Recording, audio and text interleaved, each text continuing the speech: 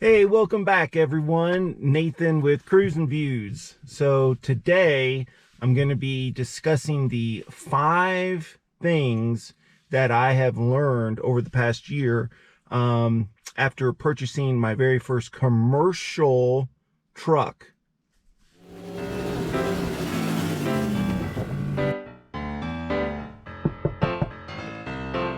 Oh, hello! Welcome! I'm in Salt Lake City, Utah, and you're gonna really have to do all of your research where you're from. I'm strictly going to be talking about the state of Utah and those rules and regulations, how it affected me.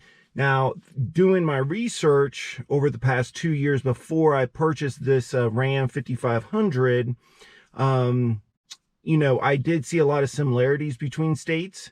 So this could apply to you, but again, I don't want to get into like any kind of legality issues or anything. So do your research on your state. Number 1 is you do not need a commercial driver's license to buy and use a commercial truck. So let me just start off by saying a commercial truck is a truck that is in the 4,500 to 5,500 platform, on Ram or Ford F450 or 550 on those Ford trucks. So the big difference between a commercial truck and a personal pickup is a commercial truck has straight frame rails. Okay, so the whole thing from the cab to the chassis is all going to be straight frame rails, and that's really meant for upfitting your commercial truck to your desired specifications. And upfitting would be like putting on a specific flatbed or a like a boom arm or a crane, anything of that nature. That's like upfitting, boxes, so on and so forth. So then a regular personal pickup truck, that's going to be curved frame after the cab, and that curved frame is going to be better for weight distribution as well as ride quality. Getting back to that CDL, when I found out that after I purchased, or before I purchased a commercial truck, am I going to need that commercial driver's license? I can purchase this truck. It's a commercial 2019 Ram 5500. I can purchase it and register it as for personal use. I did not have to have a commercial driver's license. That was a myth or a misconception. Okay, so number 2 is, do you need commercial insurance? And yes, you need to have commercial insurance. The reason being is that it is considered a commercial truck. So when you purchase it from a dealership, it is, a commercial truck due to the fact that your capabilities of the truck is so great because it can do commercial activities. So that's why they have it as a commercial truck. They sell it as a commercial truck. So you must get commercial auto insurance. Now, the caveat here is that for me, this commercial insurance was for a year. I paid it off in a year. It was through Progressive, and it was actually a lot cheaper than my personal insurance I used to have on my Jeep Grand Cherokee. So that was really cool. Okay, so number 3 is, and this is very important to know, is that the truck comes incomplete. On the rare occasion, you may be able to find your specific commercial truck with already a bed on it or the way that you want it set up, but 98% of the time it's going to come incomplete. And what I mean by that is it's going to come with the cab and the chassis, but nothing on the chassis, nothing on those frame rails in the rear of the cab. So like when I bought my truck last year, it was incomplete technically. It had no bed on it. It had nothing on the rear frame rails. So it was interesting because when I bought the insurance, they asked me, do I have anything on the rear of the truck? I said no. They said, okay, well, when you you know, get the insurance, I'm sorry, when you get the bed on it, give us a call back so we can insure the bed as well, the flatbed.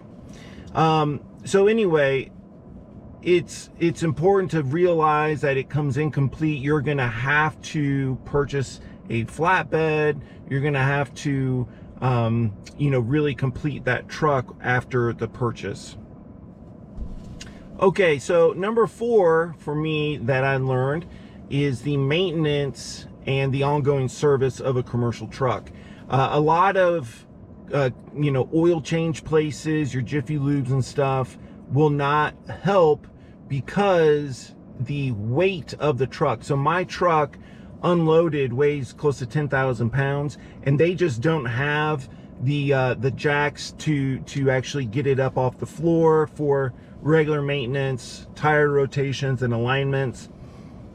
So what I had to do and what I've learned is I first went to a like semi-truck company out here in Salt Lake that does you know, tire rotations and everything for semi-trucks, and honestly they're kind of garbage. It was all about like liability for them, and they didn't really want to help, so I didn't really get that great of service. What I found is there is a Ram dealership here in Salt Lake that actually has a commercial arm to their dealership, and I've gotten my truck in there like 4 or 5 times over this past year. They've been amazing.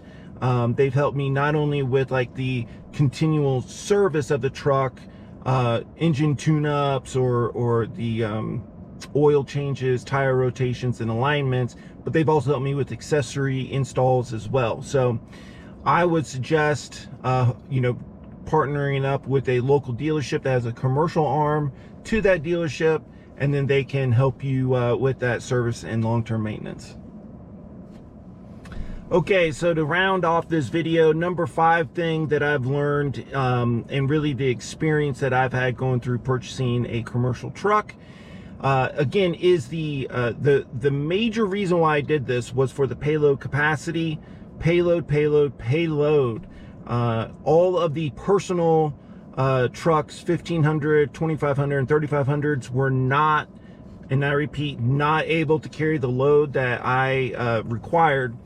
And again, you can, or I will reference the video of why I purchased a 5500 truck here, as well as why I purchased a gas engine versus a diesel here. Okay, so with that being said, here are the prices that I think there's a big misconception on commercial versus personal trucks. Here are the prices that you know, I got everything for. Number 1, the truck, about a 2019 Ram 5500 out of state. It was in the state of Iowa.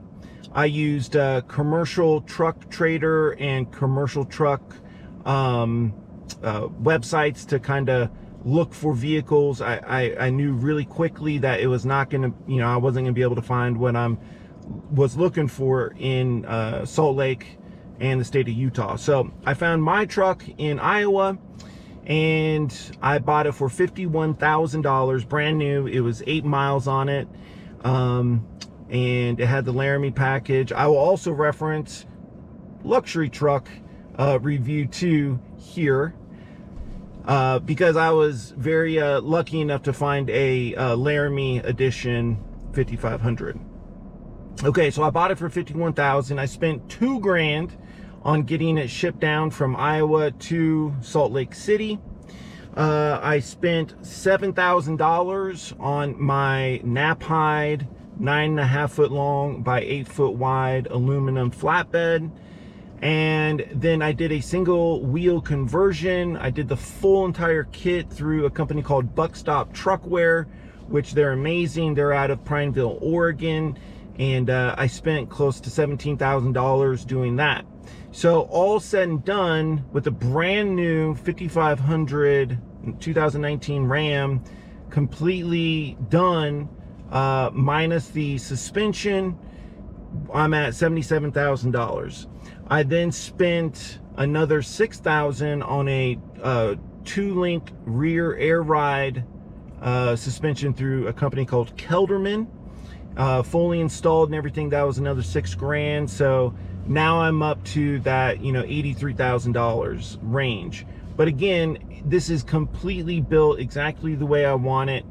And gosh, I got to tell you, with the truck prices today, you know, getting even a 3/4 ton, like a 2500 fully outfitted, you're looking in that $80,000 range. But instead of having a cap of payload on a 3/4 ton truck of, say, 4,000 pounds of payload, 3,500 pounds of payload, I actually have 11,000 pounds of payload. And that will get me through anything that I can ever dream of with my truck camper, with boxes, with additional fuel on board, everything. You know, I feel like I have a truck that is maximum capacities for the same price as a 3/4 ton, which I could never do.